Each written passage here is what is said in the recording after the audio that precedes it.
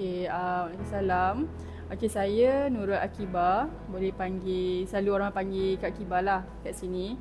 So, saya owner kepada Kibar Cakes ni. Rutin harian basically macam saya akan masuk, lebih kepada pemantauan lah sebenarnya. Sebab saya ada dekat sini ada 4 orang staff. So, semua orang dah well trained untuk manage cafe ni. So, tugas saya yang utama adalah pemantauan dan pastikan setiap yang keluar tu kualitinya terjaga, masa, timing semua inilah terancang dengan baik lah. So, kalau daripada pagi tu selalunya saya akan deliver job lah. Setiap orang tu dia ada job yang berbeza-beza. Lepas tu saya akan close deal dengan customer. Close deal dengan customer. Lepas tu saya akan buat pemantauan lah untuk staff lah terutamanya.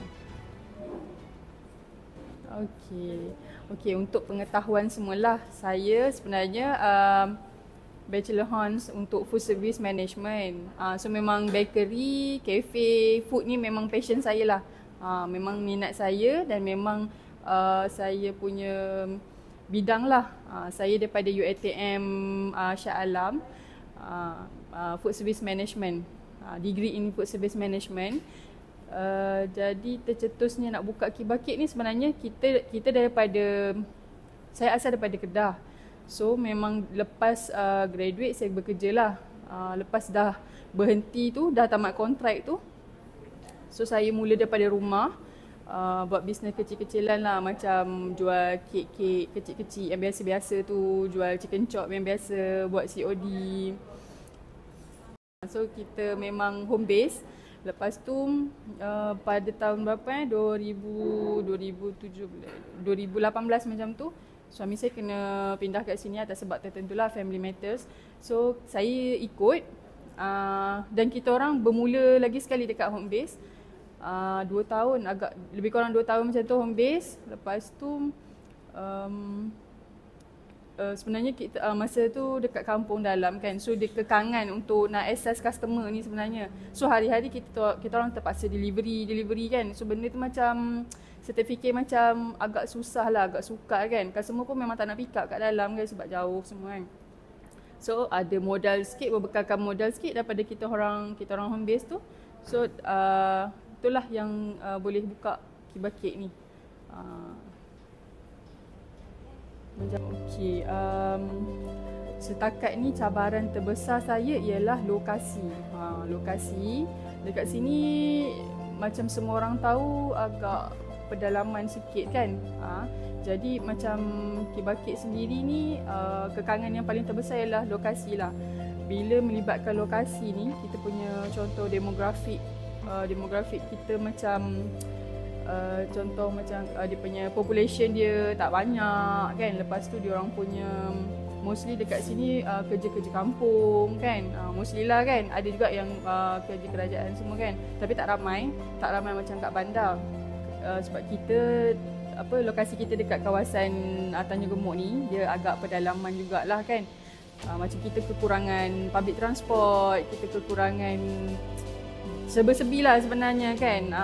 So cabaran kita memang macam tu. Daripada awal buka sampai sekarang memang bagi saya tak banyak perubahan lah kan. Jadi kalau bila kita dekat pedalaman ni, so kita punya lifestyle pun akan berbeza, betul tak? Berbeza dengan orang yang dekat bandar kan. So macam saya sendiri, saya suka explore kafe orang lain kan. Saya memang akan keluar tiap bulan, saya memang akan 2-3 kali keluar pergi kafe itu, kafe ni kan. So kita boleh buat comparison dengan kita punya tempat sendiri. Memang lifestyle orang bandar dengan kampung agak berbeza sikit kan. Taklah banyak tapi berbeza sikit dari segi diorang punya passion diorang, minat diorang, makan diorang punya lifestyle makan lain, kita lain kat sini lain kan. So kekangan kita kat situ lebih kepada itulah sebenarnya. Macam kita kalau kat kampung kafe ni tak berapa tak berapa, orang boleh lah orang datang nak try apa semua kan, tapi bukan lifestyle lah. Yang tu. Okey, cabaran sebenarnya dekat Kedah tu saya fokus kepada delivery saja. Masa tu belum ada Foodpanda, belum ada Grab, belum ada. So kita memang delivery sendiri. Maksudnya saya hire orang untuk delivery food saya lah, dan saya punya fokus untuk lunch hour saja. Dekat sana bandar kan, so orang yang kerja shopping mall, orang yang kerja office, semua memang target market saya lah yang tu kan. So saya bermula daripada situlah. Saya hire orang untuk delivery. Berbeza dengan dekat kampung ni, lepas daripada dekat Kedah tu, saya terpaksa balik kampung ni. Saya buat konsep yang sama. Tapi dia punya penerimaan tu agak kurang. Berbeza sebab sini lunch hour mostly orang makan nasi ayam, orang makan mi sup kan. So masa tu saya buat yang sama juga macam kat Kedah. Chicken chop, lasagna kan. Mula-mula penerimaan tu okey lah kan, mungkin orang nak try kan. So lama kelamaan tu dia macam jadi slow. So mungkin saya study balik, mungkin sebab itulah dia orang punya minat tu kan tak sama kan. Lagi satu, kalau kita nak target lunch hour kat sini pun tak ramai kan. Tak ramai orang yang kerja badan kerajaan kan. So agak berbeza lah sambutan dia tu. Okay, basically Kiba Cakes ni kita bermula juga dengan bakery. Maksud saya dekat sini awal-awal saya tak buka cafe lagi. Memang kan tadi saya cakap saya bermula dekat home base kan, dekat kampung. So kita masa tu saya bawa produk saya iaitu kek custom. Maksudnya macam korang boleh tengok kan, kita boleh custom lah. Nak design Didi and Friend ke, nak design rumah ke, surau ke, masjid ke, insyaAllah kita akan buat lah macam tu. So saya cuba memenuhi kekurangan dekat sini. Sebab masa tu saya tengok tak ramai lagi yang buat custom cake ni. So kita bermula dengan custom cake dulu. Dekat situlah saya bina nama saya. Bermula dengan custom cake, tempahan-tempahan macam tu. Lepas tu bila dah buka kafe pun, dah buka kedai, dah buka Kiba Cake pun, kita tetap makan konsep yang sama. So masa tu kedai saya tak ada apa, just dessert ni dengan kek birthday ready stock lah kan. Sebab masa tu dekat sini tak ramai juga yang ada kedai kek, baru satu tak silap saya. So saya cuba juga memenuhi ruang-ruang tu lah. Saya bawa konsep macam dari bandar ke sini. Sini macam kurang dessert, kurang kek kan. So saya bawa konsep tu ke sini.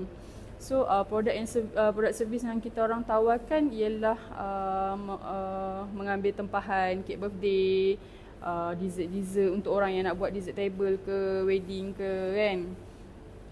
Lepas beberapa tahun lepas tahun atau 2 tahun macam tu baru kita ke arah kafe. Bukit ni dah lama. Dia dengan saya dah lama dah sebenarnya. Daripada hari pertama saya buka sampai sekarang. Yang ni vendor punya, bukan kita lambat. So dia letak kat sini, share rezeki dengan saya. So tiap-tiap bulan memang habis lah. Sebab saya tak ada kepakaran nak buat benda ni. Okey, tulang belakang saya untuk bisnes ni satu je, iaitu suami saya. Lepas kita orang dua-dua graduate, kita orang base yang sama, kelas yang sama, course yang sama, minat pun yang sama. Memang suka ni lah, try makanan sana sini kan. Memang kita orang satu kelas, jodoh pun ni kan. Lepas tu lepas kerja pun sebenarnya tempat yang sama. Lepas graduate tu kerja dekat Hospital Pulau Pinang, bahagian catering officer. So lepas habis kontrak pun ditamatkan sama-sama juga. So tak ada rezeki nak sambung, sebab tu kita orang mulakan dengan bisnes ni. So dia lah yang utama lah, tulang belakang saya yang utama daripada mula bisnes sampai sekarang. Bagi pendapat saya personally lah kan, Saya macam saya cakap tadi awal, saya cuba memenuhi ruang-ruang yang kosong dekat kawasan kita ni. Masa saya buka kedai kek hanya ada satu. Tapi lepas saya buka, saya perasan impact dia ada lebih banyak orang buka. Mungkin tak tahulah, terinspirasi ke apa kan. Jadi impact dia yang tu lah saya tengok. Lepas tu bila banyak kedai kek, saya pun macam kafe masa tu pun saya rasa macam tak ada lagi yang betul-betul kafe kan. Cuma ada macam contoh Feel It tu dia more on macam kedai makan kan. So saya macam kita buka kafe lah. Lagi satu memang minat saya kan, memang minat saya masak kan. Jadi bila buka kafe pun saya nampak impact dia pun ada juga orang yang buka kafe kan. Makin membangun lah tempat ni. Untuk orang sekeliling, alhamdulillah kita banyak lagi lah peluang. Mungkin peluang pekerjaan kan. So bila kafe lain buka, ada peluang pekerjaan kat situ. So orang lagi satu impact dia dekat orang sekeliling ni, mungkin kita boleh tarik orang luar. So bila ada benda-benda menarik kat satu tempat tu, orang luar akan datang. Macam kafe saya ni, kebanyakan memang orang Mesir yang datang. Kita orang study, kalau interview ke apa, memang saya daripada Mesir, kadang daripada Muazzam. Ada pernah tu dia daripada Pekan, dia memang datang semata-mata nak makan kat sini. Dah 2-3 kali pun. Abang, dia akan call lah, abang nak datang ni, nak makan kat sini kan. Kafe buka tak hari ni kan. So memang semata-mata bila kita interview, memang semata-mata dia datang nak makan saja. So mungkin macam awak tanya tadi kan, impact dia mungkin dia akan jadi penarik lah, salah satu penarik dekat tempat, dekat Tanjung Umok ni. Sebenarnya lah kan, saya ni seorang yang sangat tak suka pink. Sampailah satu hari tu, bila nak buka kedai, kita memang akan ada konsep kan. Macam kita pernah belajar pun, kena ada konsep, kena ada dia punya design sendiri, identity sendirilah kan. So saya memang tak suka pink sebenarnya. Tapi masa tu tak ada lagi kat sini kedai warna pink semua kan. So saya macam nak jadikan satu trademark kedai pink. So first, biar orang first impression tu, kedai mana kedai pink.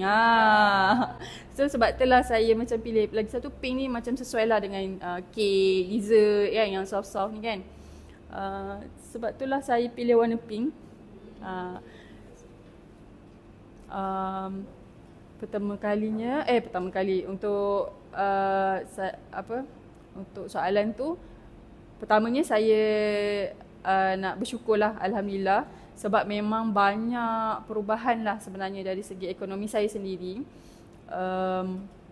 Sebenarnya kedai ni 100% memang kita tak ada mohon marah ke, kita tak ada mohon mana-mana, memang 100% saya usaha sendiri kan, dengan mata Allah kan. So daripada saya home base dekat kampung selama 2 tahun.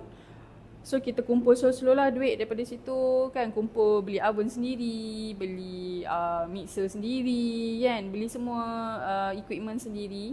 So lepas dah buka kedai pun slow-slow kita buat sendiri kan, semua sendiri. Daripada belakang, kalau boleh tengok sampai ke depan, memang 100% saya sendirilah, usaha saya dan suami sendiri. Dengan sokongan customer kan.